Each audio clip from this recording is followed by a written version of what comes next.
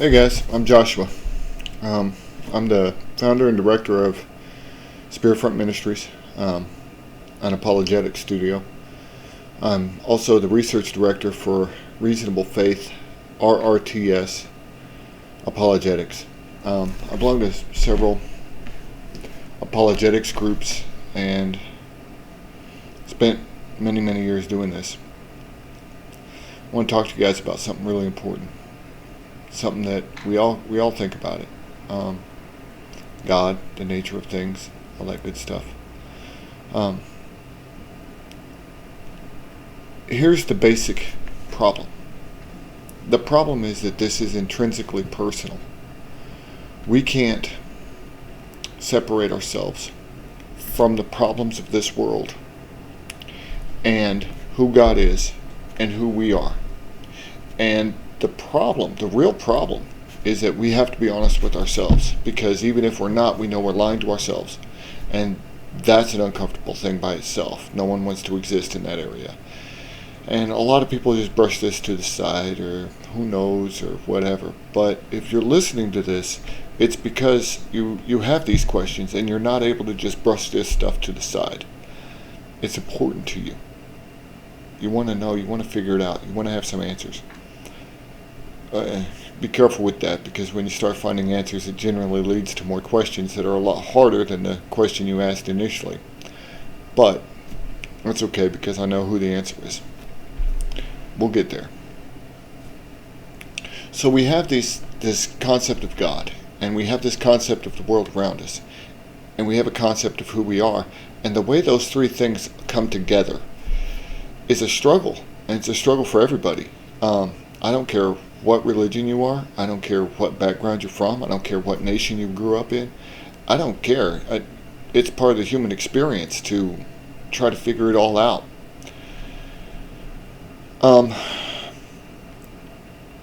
What we've done as a people, as humans, is develop science and try to use science to figure these things out. Okay, and that's a noble cause. I think that's the power of science, and that's the allure of science, is that it exists to give us these answers, or at least lead us in the right direction, to give us some of the clues as to who we are, where we come from, what it's all about. But science is ill-equipped to do that. It can, however, point us in the right direction. It can give us some hints. So, through all of our exploration of science and understanding the world around us and ourselves as well, what have we come to find? Well, here's what we know. We know that everything is built upon something else. And that works from the entirety of the entire universe itself, all the way down to quanta. Quanta are little packets of energy that make up things like photons. Okay. So at every level, everything has to work together to make a universe. Okay. These are called constants. Okay. There's a lot of them. There's at least 37. There's probably more, but I'm very confident of 37. And these are the constants that are used when discussing things like fine-tuning. Okay. And the argument basically goes that there's a whole host of these constants, and they're exquisitely fine-tuned, so much so that even one of these cannot be comprehended by the human mind. The tolerances for these are too small. We can't wrap our heads around it. The human mind has limitations, and each one of these parameters are so infinitely exquisite that we can't imagine how exquisite and how carefully this is tuned. Okay, you get into things like the number of atoms in the universe, or the number of subatomic particles in the universe, or nobody can fathom these things, and that's one constant. Okay, there's 37 of these at least. And that's all great and wonderful, and where did it all come from? And physics has said that there's no possible way this is an accident, and therefore we need an explanation. And Dr. William Lane Craig gives a very good outline about that. He only uses one of the constants. It happens to be the most fine-tuned one, the constant of entropy at the beginning of the universe, I believe, is what he uses.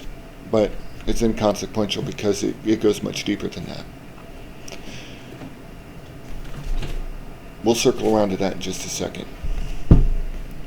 The intelligent design movement has come under a lot of scrutiny because people say that it's not a science, but a philosophy. I happen to agree with that. Evolution then would also qualify as a philosophy and not a science, because it's placing opinion on top of data. The data itself, the raw numbers, the hard calculations, what we can physically test and physically see, that's science. Everything else is philosophy based on the science. So I would agree with that. But intelligent design, is very powerful. Here's why. We have the universe and its fine-tuned constants, okay? But we also live in a physical world where we have plants that just happen to breathe exactly the same thing that we exhale, and we happen to breathe the same thing that they exhale, and that forms a very perfect symmetry. That's the way it is. We have animals that eat plants, animals that eat other animals. All those animals die and the plants eat us. It's perfect. It works. So that's a balance. Watch this. The smallest thing, the most basic thing we understand in physics is called quanta. It's what makes up packets of energy. Or it is packets of energy that makes up bigger things like photons. You clump a bunch of these together and you start getting massless particles. You clump a bunch of massless particles together and you start getting into things like quarks and electrons and things like this. Particles that are called point particles because they don't have depth. They only exist in a two-dimensional kind of way. Then you start clumping a bunch of those together and you get things like protons and neutrons, and those most definitely exist in a three-dimensional kind of way. You clump those together and you get atoms, and you clump those together and you get molecules, and you clump those together and you get substances, and you clump those together and you get objects, and you clump those together and you get things like mountains and atmospheres, oceans.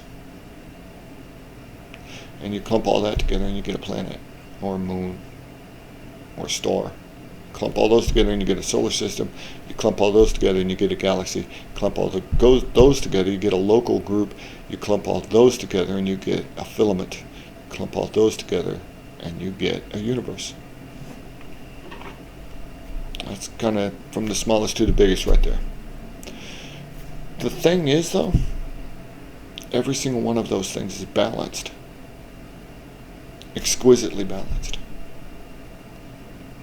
There was an argument put forth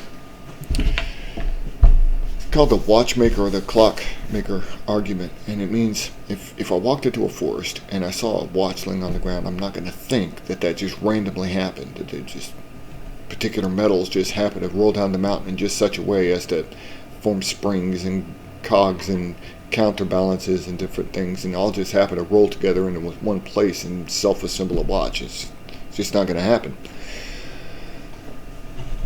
Well, okay, we know that, but that's not the problem at all.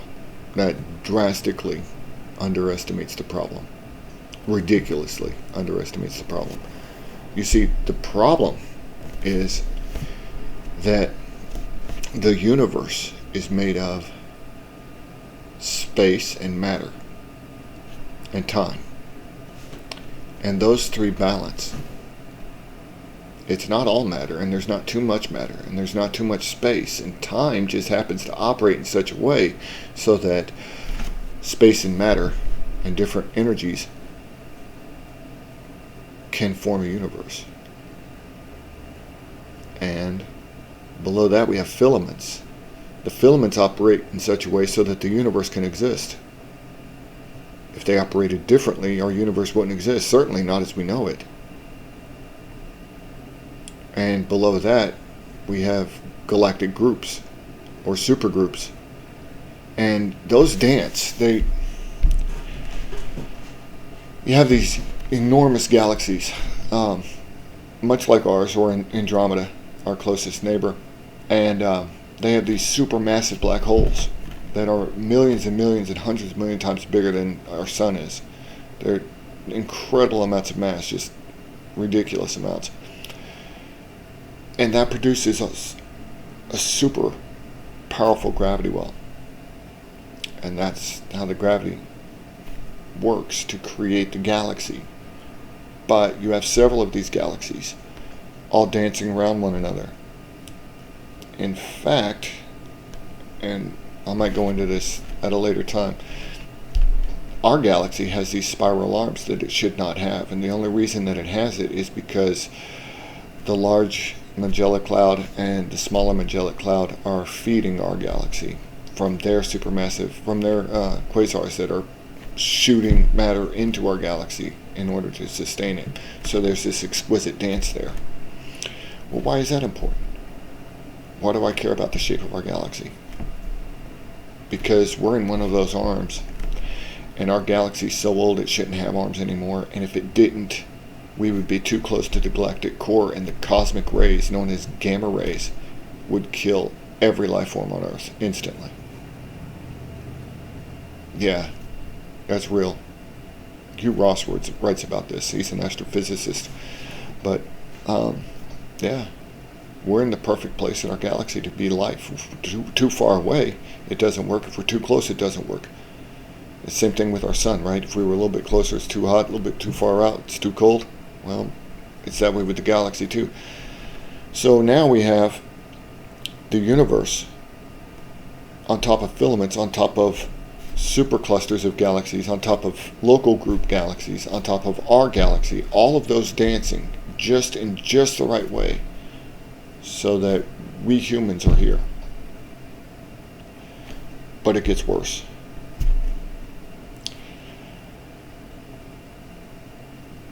Our solar system's built just such a way so that we can be here. That's true. The about 6,000 planets around other stars, none of them are anything like Earth. The closest one orbits a red dwarf star. It's about the same size of Earth, and it's about the right distance. And that's it. That's as close as we get. Well, I'm not going there because it has a red dwarf star, and those don't do real good with, living things. So, no, that's out. That's the closest one out of 6,000. Yeah. So our solar system's quite special. Yeah. So, then we have atmospheres. We have oceans. We have a magnetic field around our planet, and not all planets have magnetic fields. We have planets in our solar systems that don't have magnetic fields, not of their own, but ours has one, and that's important because if not, the sun would kill us. Yeah, that's no bueno. Yeah. So then all this atmosphere stuff is balanced. The magnetosphere is balanced. The tree stuff is balanced. The ocean stuff is balanced. All of that. All these substances and objects that are all made of molecules. Molecules are balanced too. They're polarized. And electromagnetism controls all of that. It's what makes water do what water does, which is super important. If water didn't act differently than everything else and expand the wrong way when it gets hot, or contract when it gets warm and expand when it gets cold, life isn't here. We're done. You're 70% water, or almost 70% water. That's how important that is. And so these substances are all balanced, and they're balanced according to molecular physics. But molecular physics depends on atomic and nuclear physics. What's going on with the atoms and what's going on in the nucleus of the atom. And that is super complex. Strong nuclear force, the weak nuclear force. There's even another force we're looking at that could exist. It's crazy. Every piece is built upon something else that has to be balanced, and the piece itself has to be balanced. If atoms didn't work the way they do, we wouldn't have molecules, and if molecules didn't work the way they do, we wouldn't have substances. And if we didn't have substances the way we do, we wouldn't have objects. And if we didn't have objects, we wouldn't have planets. And if we didn't have planets, we wouldn't have solar systems. If we didn't have solar systems, we wouldn't have galaxies. And all of these things operate the way that they do in a very sustainable way, in a way that matches everything below it and everything above it. It isn't that the universe is fine-tuned. That's not it. The problem is that we are everything from the smallest deuterium atom to the largest filaments in the universe. Everything's balanced. Everything's a clock. Everything is a clock built on smaller clocks that are built upon smaller clocks that are built upon smaller clocks. And all of these clocks are interwoven and interbalanced so that if you throw one of them off, it all falls apart. If you move the size of a proton compared to the size of an electron, which is a little bit, or a neutron, which is a little bit bigger, if you change that just a little bit, the universe is done. Game over. Nothing exists now. You still have, subatomic particles, but you're not going to have a universe like what we have. It's just not going to happen. And that goes all the way down to something called the Planck scale, which is the smallest imaginable thing ever. It's the speed of light over the distance of just the smallest distance possible. That's what it is. It's ridiculously small. Everything from the quantum level to the grandest, biggest thing in the universe, including the universe itself, is all a series of clocks built one upon another. But even all of those clocks and the exquisite balance of all of that is not what we have to explain. It's not. As fantastic and immense as all that is, which is way more than anybody could ever fathom, that's still not it. See, here's what it is. I can make a clock. I can make a lot of clocks. I can make different kinds of clocks. I can make all kinds of cool stuff. I made that bookshelf right there. There you go. That one. Yeah. We can make space shuttles and international space stations and quantum computers. We can make artificial intelligence. We can make automobiles that run off of water. We can make all kinds of cool stuff. We can get in the genome and start playing with that. Yeah. We can do some pretty cool stuff. But we're made of clocks too. Yeah. You are built upon clocks, upon clocks, upon clocks, upon clocks, upon clocks, upon clocks. Ad nauseum. That's what your body's made from. That's what your flesh is made from. Yeah. So we don't have to explain all of these clocks that the universe is built from. We have to explain the clockmaker, you and me. Biological life with intelligence enough to make a clock in a universe that's just hundreds upon hundreds of layers of clocks, all synchronized and balanced, all working together for this place to exist. that we might exist, so that we might create clocks.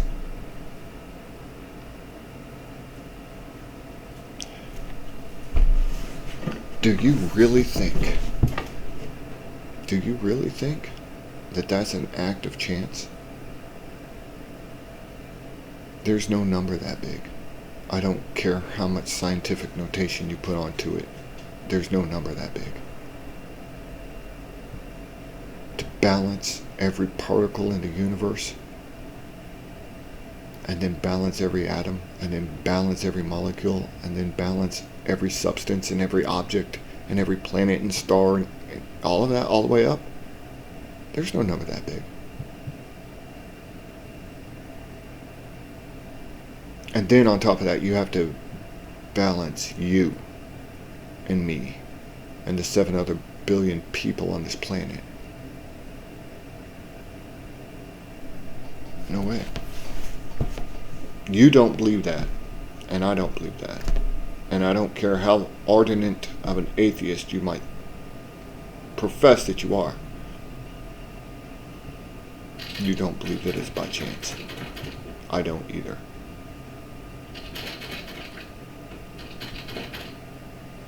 It's not. I know that it's not. I know that for sure. I know that because I met the one who built it. You asked me to prove him to you. The only way I can do that is to introduce you. I'm absolutely willing to do that. But it's completely and utterly up to you. And if you tell me no, the answer's no.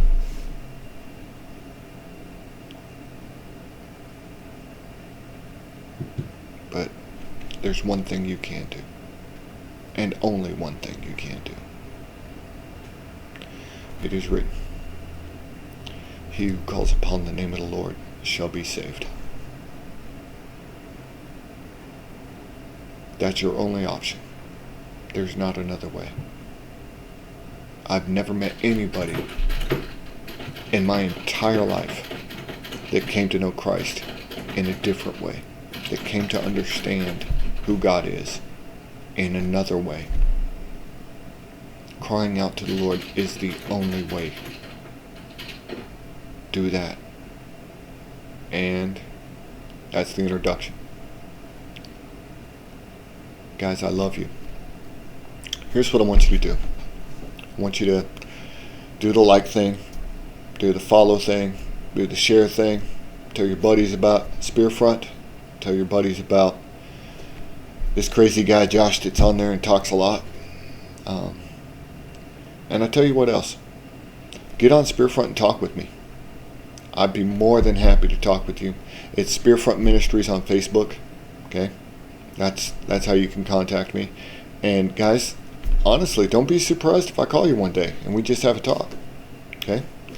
I'm in Jacksonville, Florida. So if you're in the area and you want to get a cup of coffee, it'd be my pleasure. And my treat.